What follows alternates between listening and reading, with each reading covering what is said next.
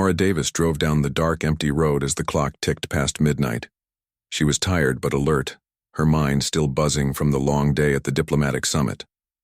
Her car hummed softly beneath her, its engine nearly silent thanks to advanced technology. It wasn't flashy, just a sleek black sedan with glowing blue accents along the dashboard, but it had served her well over the years. Laura liked things simple, efficient, and reliable. The night was cool, the kind where you could roll down your windows and let the breeze wash away stress. But she kept them up tonight. Something about this part of town felt off. Maybe it was how quiet it was, or maybe it was the way the shadows seemed darker here than anywhere else. Either way, Laura stayed focused, gripping the wheel lightly as her eyes scanned the horizon. Behind her, red and blue lights flashed suddenly, breaking the peaceful silence. Laura glanced at her rearview mirror and sighed. Of course, she muttered under her breath. There was no reason for her to be pulled over. It wasn't like she'd done anything wrong. Still, she slowed the car and pulled over onto the shoulder, coming to a smooth stop. She turned off the engine and rolled down her window, letting the cool night air rush in. As she waited, she adjusted her jacket, a professional-looking blazer that matched her polished demeanor. Laura knew better than to argue or act defensive. Over the years, she'd learned that staying calm and collected often made all the difference. Man approached her window, his boots crunching against the gravel. He wore a badge clipped to his belt and his face was partially hidden by the brim of his hat. His partner lingered near the patrol car, leaning casually against the doorframe, arms crossed. The first officer shone a flashlight into Laura's car, making sure to blind her momentarily before lowering it just enough to see her face. "Good evening, ma'am," he said, though there was nothing friendly about his tone. "Mind telling me why you were speeding back there?" "I wasn't speeding," Laura replied evenly. "I've been driving within the limit the whole time." The officer raised an eyebrow. "That's so? We clocked you going 15 over back on Main Street." Laura frowned. "I'm sorry, but I don't think that's accurate. My speedometer never went above 45. "Well, machines can malfunction," the officer said with a shrug. "But don't worry, we'll figure this out soon enough." He stepped closer, resting one hand on the roof of her car. "License and registration, please." Laura reached into her glove compartment without hesitation. She handed him her license and registration card, keeping her movements deliberate and unhurried. The officer took them and squinted at the documents under the light of his flashlight. "This name look familiar to you?" He called out to his partner, who shrugged indifferently. "Nope," came the reply. "Never heard of her." Laura watched silently as the officer tapped something into his tablet device. After a moment, he frowned. Strange. No record of this vehicle or license plate showing up in our system." "That's odd," Laura said, raising an eyebrow. "Maybe your system needs updating." The officer ignored her comment and leaned closer, peering into the car again. "Where are you headed tonight, ma'am?" "Home," Laura answered simply. "I live just outside town. And what brings you out here so late?" "I attended a conference earlier today. Now I'm heading home." "A conference, huh?" He gave her a skeptical look. "What kind of conference?" "It's related to my work," Laura said, keeping her tone neutral. She didn't owe him details, but she also didn't want to provoke him further. "Government affairs." The officer exchanged glances with his partner, then smirked. "Government affairs, huh? Fancy stuff." Before Laura could respond, the second officer spoke up. "Hey, Gary, check this out." He held up a small plastic bag filled with white powder. "Found this tucked under the seat when we ran the plates." Laura stared at him, incredulous. "Excuse me, that wasn't there before." "Oh, really?" Gary asked, feigning surprise. "Then how do you explain it being here now?" "I don't know," Laura said firmly. "Because someone put it there." Gary chuckled. Sure. Look, ma'am, we're just doing our jobs here. If you cooperate, this'll go a lot smoother for everyone involved." Laura clenched her jaw but forced herself to stay composed. She reached for her phone, which sat securely in the cup holder beside her. "If you'll excuse me, I need to make a call." Whoa. Gary barked, slamming his palm against the roof of the car. Hands where I can see 'em. I'm not reaching for anything dangerous, Laura said evenly. Just my phone. You're already under suspicion for possessing illegal substances, Gary snapped. One wrong move and things get messy real quick. Laura locked eyes with him, refusing to back down. Slowly, she placed her hands on the steering wheel where he could see them. Then she addressed the second officer. Would you mind calling Homeland Security for me? Tell them Director Davis is requesting immediate assistance. For a split second, both officers froze. Gary blinked rapidly, clearly thrown off balance. Director. Who? Davis, Laura repeated patiently. Homeland Security. You might want to verify that before proceeding any further. Gary laughed nervously, glancing at his partner. Yeah, right. Nice try, lady. Like anyone important would drive through. This dump, Laura smiled faintly. Suit yourself. But if I were you, I'd double-check those records again. And maybe take another look at my license while you're at it. The two officers exchanged uneasy looks. Finally, Gary muttered something under his breath and returned to his patrol car, presumably to run the information once more. Meanwhile, the second officer stayed behind, shifting uncomfortably as he watched Laura through narrowed eyes. Minutes passed in tense silence. Laura sat perfectly still, her posture relaxed yet commanding. She didn't bother arguing or pleading her case. She knew exactly how this would play out. All she needed was patience. When Gary finally emerged from the patrol car, his demeanor had changed completely. Gone was the cocky swagger. He now looked pale and flustered. Ma'am, he began hesitantly. There seems to have been some sort of misunderstanding. Laura arched an eyebrow. A misunderstanding? Interesting. Choice of words. We'll need to clarify a few things, Gary continued, avoiding her gaze. But rest assured, we're handling this situation appropriately. Good, Laura said coolly, because I expect nothing less. As Gary scrambled to clean up the mess they'd created, Laura allowed herself a small, satisfied smile. This wasn't the first time someone had underestimated her, and it certainly wouldn't be the last. But one thing was certain. Nobody messed with Laura Davis and got away with it. The ride to the police station felt endless. Laura sat silently in the back seat of the patrol car, her hands folded neatly on her lap. She didn't resist or complain. There was no point. Gary and his partner, Melissa Cruz, exchanged uneasy glances in the front seat but said nothing. They could sense that something about this situation wasn't right anymore. When they arrived at the station, Laura stepped out of the car with grace, refusing to let the absurdity of the moment rattle her. She walked into the building flanked by the two officers who now seemed more unsure than authoritative. Inside, the fluorescent lights buzzed overhead, casting harsh shadows over the worn furniture and outdated equipment. A few other officers milled around, pretending not to notice the commotion. Gary led Laura to a small interrogation room, gesturing for her to sit at the table. Just wait here, he muttered, avoiding eye contact. Laura complied without argument, sitting upright in the chair like she owned the place. She crossed her legs casually and rested her hands on the table, watching as Gary closed the door behind him. Minutes passed, then hours, or so it felt. Laura remained calm, occasionally glancing at the clock on the wall. She knew exactly what was happening. They were scrambling, trying to figure out how to handle the fact that they'd just tried to frame the director of Homeland Security. It was almost amusing. Finally, the door opened again. This time, it wasn't Gary who entered. It was Deputy Marshal Dean Porter, the town's sheriff. He was a tall man with graying hair and a weathered face, the kind of guy who probably thought he ruled his little corner of the world. But tonight, he looked anything but confident. Ms. Davis, he began, pulling out a chair across from her. His voice wavered slightly, betraying his nerves. I understand there may have been complications earlier tonight. Laura tilted her head slightly, studying him with sharp eyes. Complications? She repeated, her tone even. Is that what you're calling it? Porter cleared his throat, shifting uncomfortably in his seat. Look, I'm sure this has all been a big misunderstanding. My officers were just doing their jobs, and they planted evidence in my car.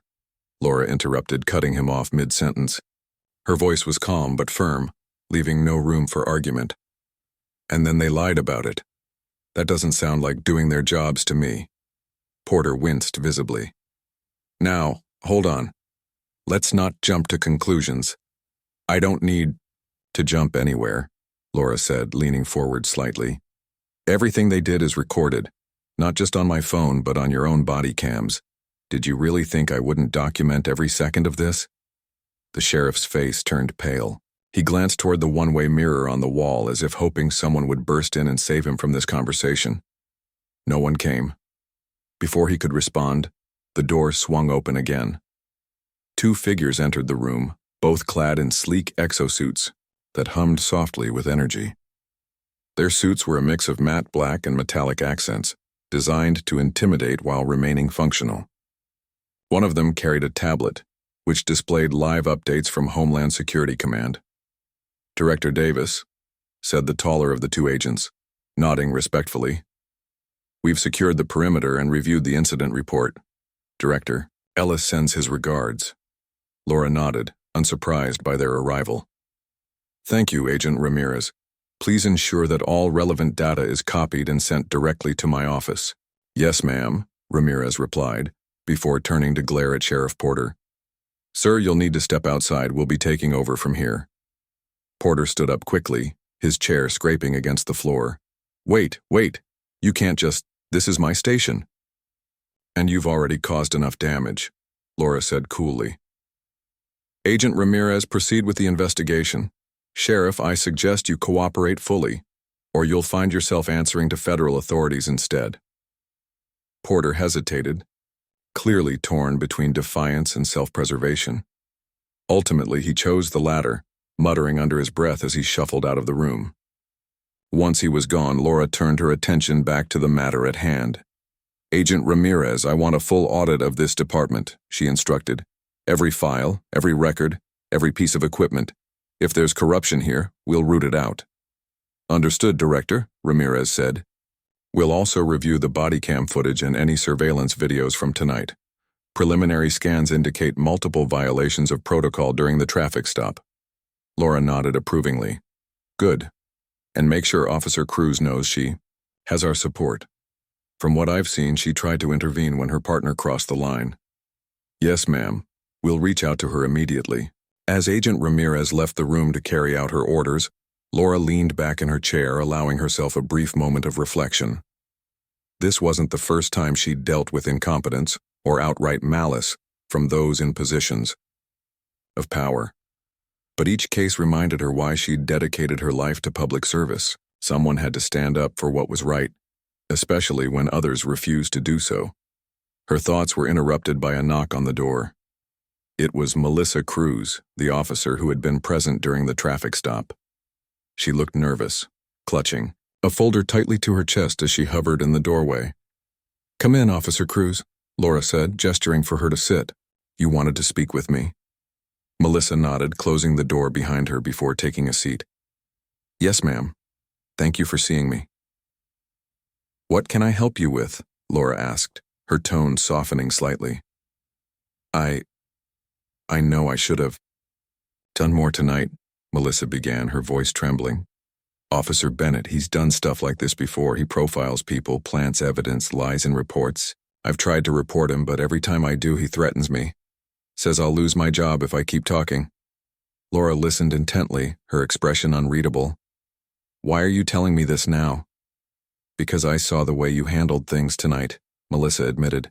You didn't back down even when they tried to railroad you, and I realized I can't stay silent anymore, not after tonight. Laura studied her for a moment, then nodded slowly. Thank you for coming forward. Your courage will make a difference, not just for this case, but for everyone affected by Officer Bennett's actions. Melissa blinked, surprised by the praise. Really? You mean, you believe me? I do, Laura said firmly. And I promise you, justice will be served. In the meantime, I'd like to offer you a position on a new federal oversight task force I'm forming. We'll be working to prevent abuses of power like the ones you've witnessed." Tears welled up in Melissa's eyes as she processed the offer. I don't know what to say. Thank you, Director Davis. You don't have to decide right away, Laura assured her. But know that your bravery won't go unnoticed or unrewarded.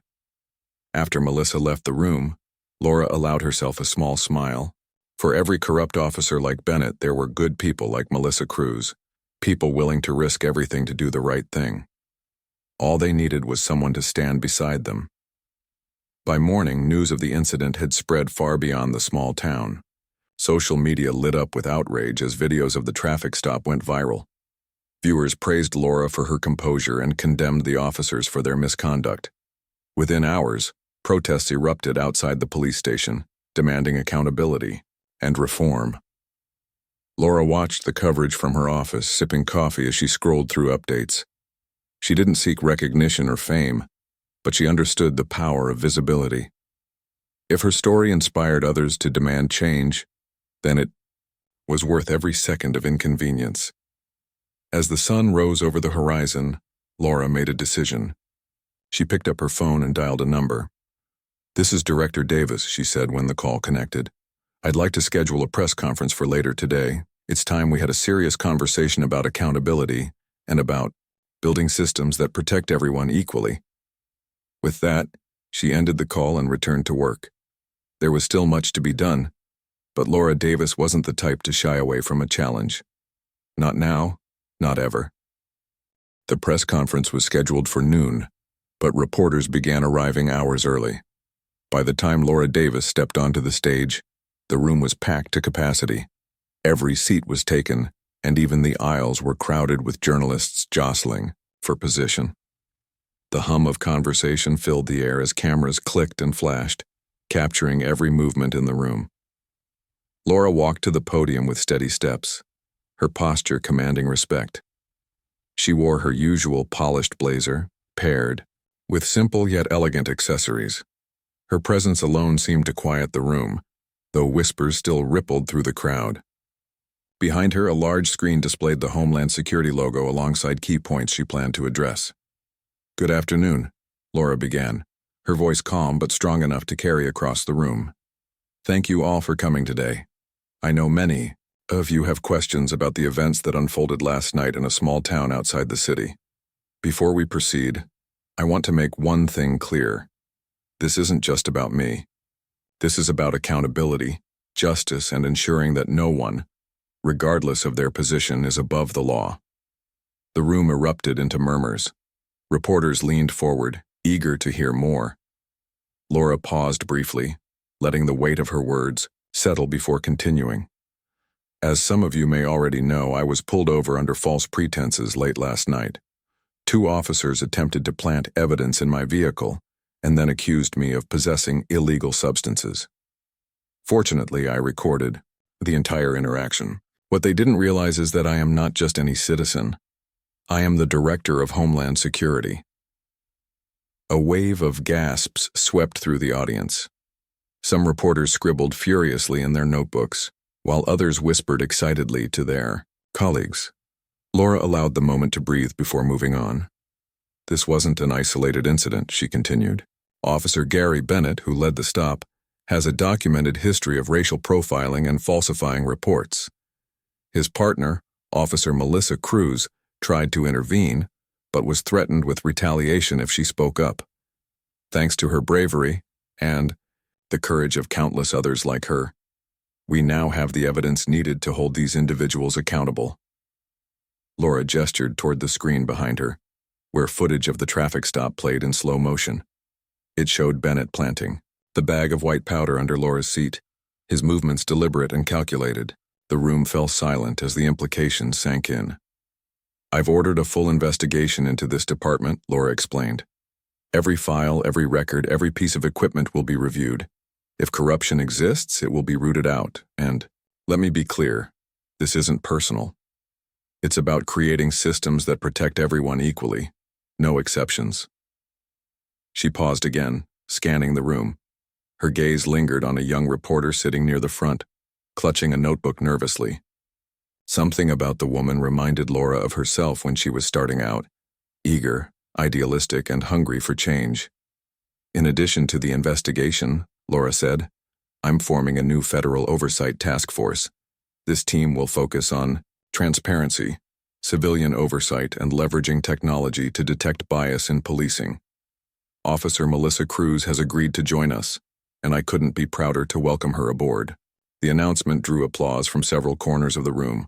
Laura waited patiently for the noise to die down before addressing another critical issue. But reforms within law enforcement are only part of the solution, she emphasized.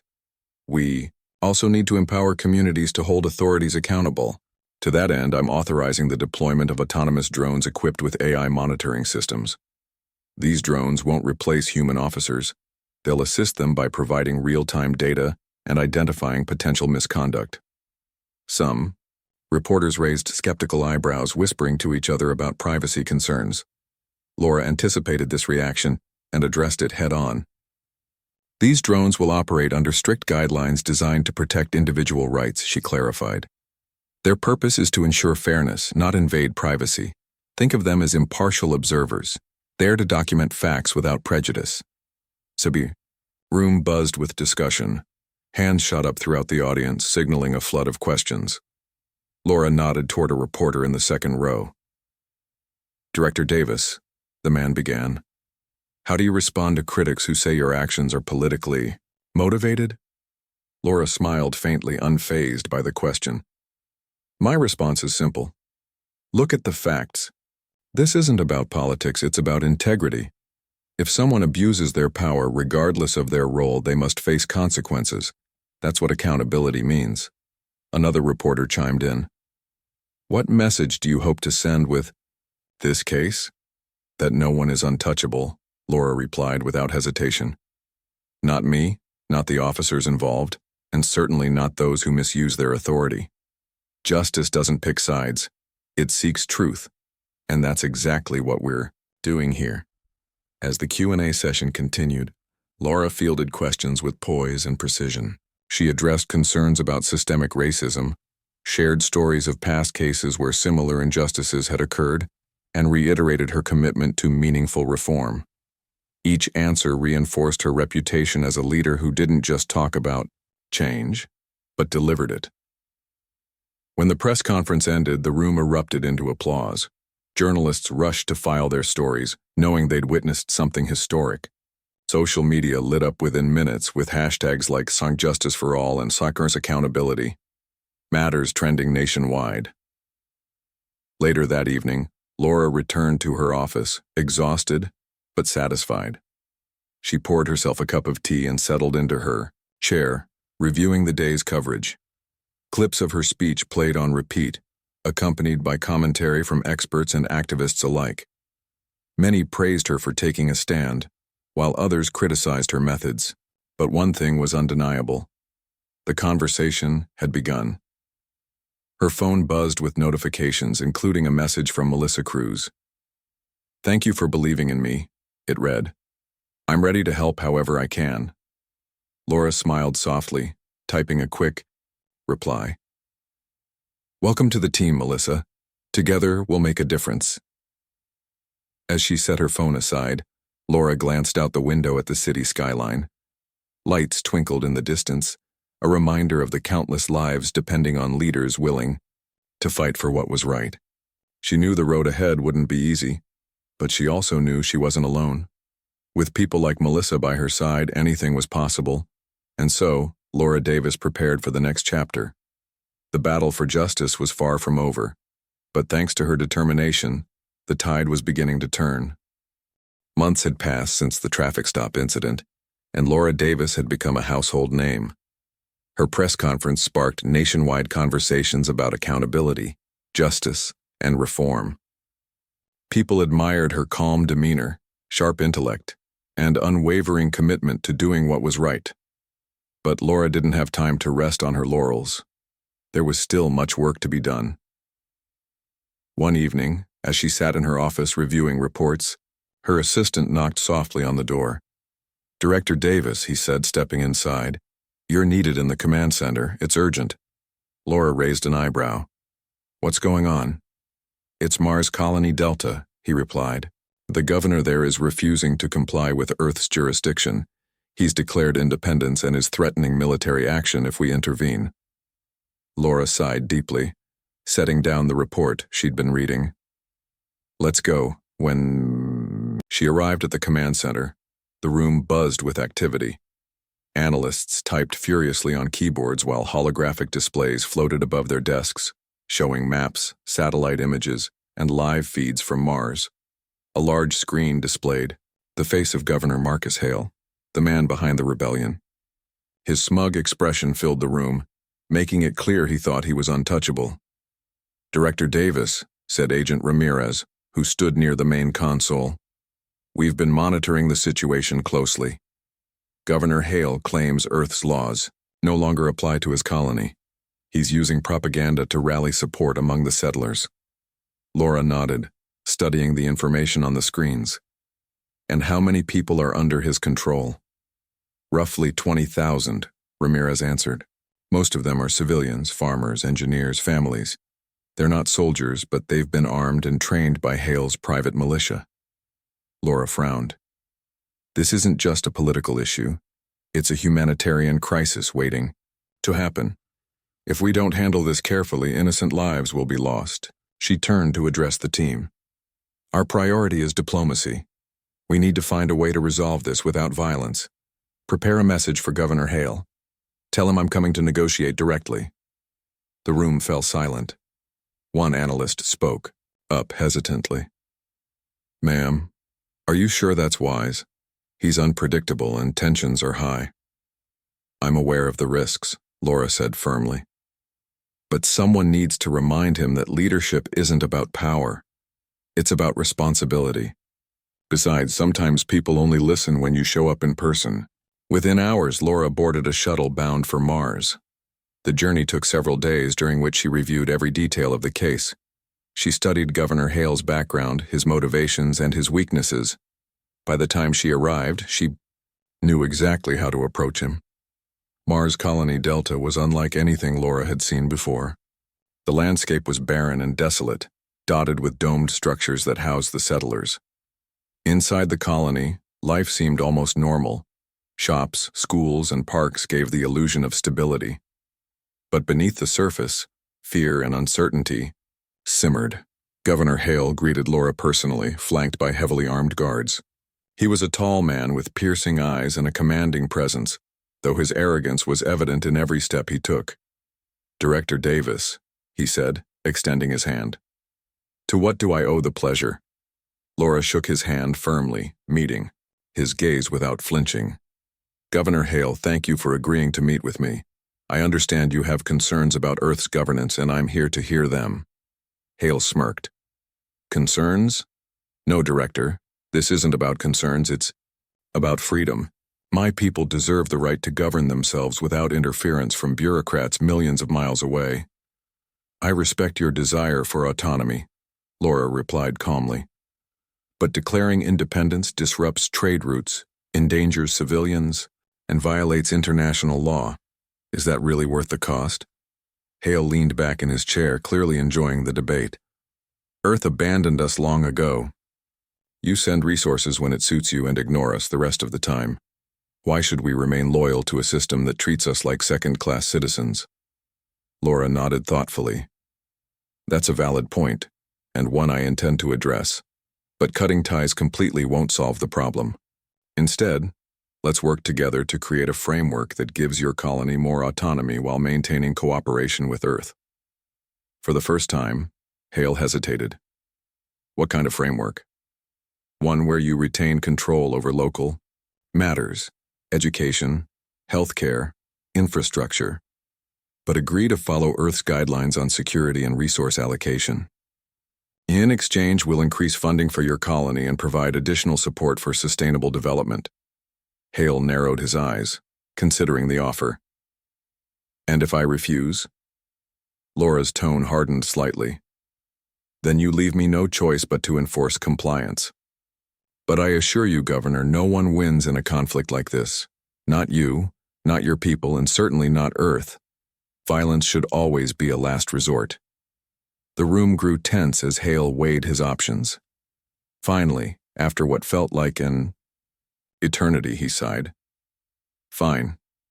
Let's discuss the details of your proposal. Laura allowed herself a small smile. Thank you, Governor. I believe this can be the start of something better. For all of us. Over the next few days, Laura worked tirelessly to finalize the agreement. She met with community leaders, listened to their concerns, and ensured their voices were heard.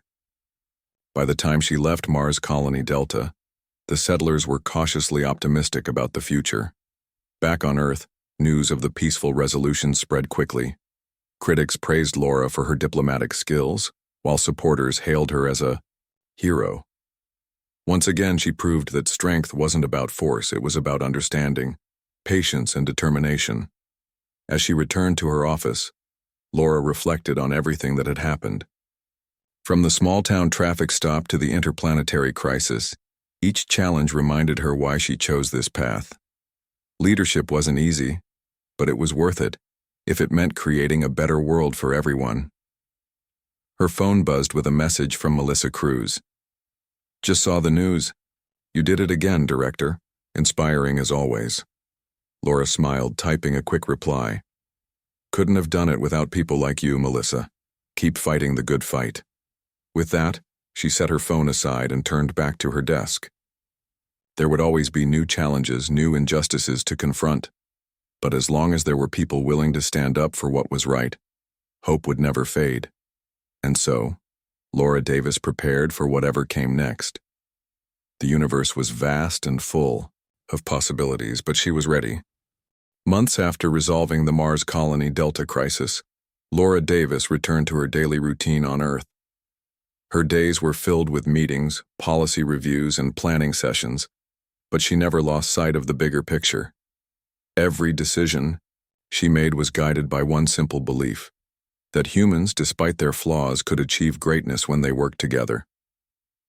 One crisp autumn morning, Laura received an invitation from a small town, ironically the same one where her ordeal had begun. They wanted her to attend a ceremony unveiling a new statue in her honor. At first, Laura hesitated. She didn't seek recognition or praise. She did her job because it was the right thing to do. But something about the request struck a chord. Maybe it wasn't about her. It was about what the statue represented. When she arrived in the town, she found it transformed. Gone was the tense atmosphere she remembered from her last visit. Instead, there was a sense of renewal, a quiet pride among the residents. People greeted her warmly, thanking her not just for exposing corruption, but for inspiring them to demand better from their leaders. The ceremony took place in the town square, now bustling with families, children, and community members. A large sheet covered the statue, waiting to be revealed. Laura stood near the podium, flanked by Melissa Cruz, who had since joined Homeland Security's Oversight Task Force, and several local officials. As the mayor stepped up to speak, the crowd fell silent. Today, he began, his voice full of emotion. We honor two remarkable individuals who reminded us of the power of truth and courage. Director Laura Davis and Officer Melissa Cruz showed us that no matter how dark things may seem, there is always hope for change. He gestured toward the statue, signaling for the sheet to be removed. As it fell away, gasps rippled through the audience. The bronze sculpture depicted Laura standing tall, her expression resolute yet kind, while Melissa stood beside her holding a badge. Together they gazed into the distance, embodying strength, resilience, and unity. Laura felt a lump form in her throat. She glanced at Melissa, who smiled back, her eyes shining with gratitude. It wasn't just their likeness captured in metal, it was the spirit of accountability, justice, and progress that they represented. After the applause died down, Laura approached the podium to speak. Thank you all for this incredible honor, she began, her voice steady but heartfelt. But let me be clear, this statue isn't about me, or even Officer Cruz. It's about every person who chooses to stand up for what's right, no matter how difficult it may be. She paused, scanning the faces in the crowd. Many nodded in agreement, some wiping away tears. We live in a world full of challenges, corruption, inequality, fear. But we also live in a world full of potential. Potential for growth, for understanding, for change. And none of that happens without people like you, ordinary citizens willing to hold your leaders accountable. Laura turned slightly, gesturing toward the statue. This monument isn't meant to glorify any one person. It's a reminder that we're stronger together, that when we demand fairness, when we refuse to accept injustice, we can create a future worth fighting for.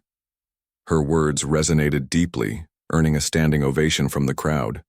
Children ran up to touch the base of the statue, their laughter filling the air. For Laura, it was a moment of profound fulfillment, not because of the accolades, but because she saw the impact of her work reflected in the smiles around her. Later that evening, as the celebration wound down, Laura found herself walking alone through the quiet streets. The sun dipped below the horizon, casting long shadows across the pavement. She thought about everything she'd been through, the traffic stop, the press conference, the reforms, the trip to Mars, and realized how far she'd come. Her phone buzzed in her pocket. It was a message from Melissa. "Director Davis, I just wanted to say thank you for everything. You've changed my life, and I know you've changed countless others too." Laura smiled softly, typing a reply. "Melissa, the credit belongs to all of us. None of this would have been possible without brave people like you. Keep pushing forward, we're just getting started." As she slipped her phone back into her pocket, Laura spotted a group of teenagers gathered near the statue. One of them mimicked her salute from the press conference, prompting giggles from the others. Watching them, Laura felt a surge of optimism. These kids, with their boundless energy and fresh perspectives, were the future. And if they grew up believing in justice and integrity, then maybe, just maybe, the world could become a better place. Back in her office the next day, Laura reviewed reports and drafted proposals, her mind focused on the road ahead. There would always be more challenges to face, more injustices to confront. But she knew she wasn't alone. Across the country, and even beyond Earth, there were people working tirelessly to build systems that protected everyone equally. That night, as she prepared to leave for home, Laura paused by the window. The city lights twinkled below, a reminder of the millions of lives depending on leaders willing to fight for what was right. She thought about the statue, the ceremony, and the hopeful faces of the townspeople. Then she whispered a line that had guided her throughout her career. Humans may not be perfect, but when they get it right, there's nothing in the universe that can match them. With that, Laura turned off the lights and walked out of her office, ready to face whatever came next. The journey was far from over, but as long as there were people willing to stand up for justice, hope would never fade. And so, Laura Davis continued to lead, with strength, compassion, and an unshakable belief in humanity's potential.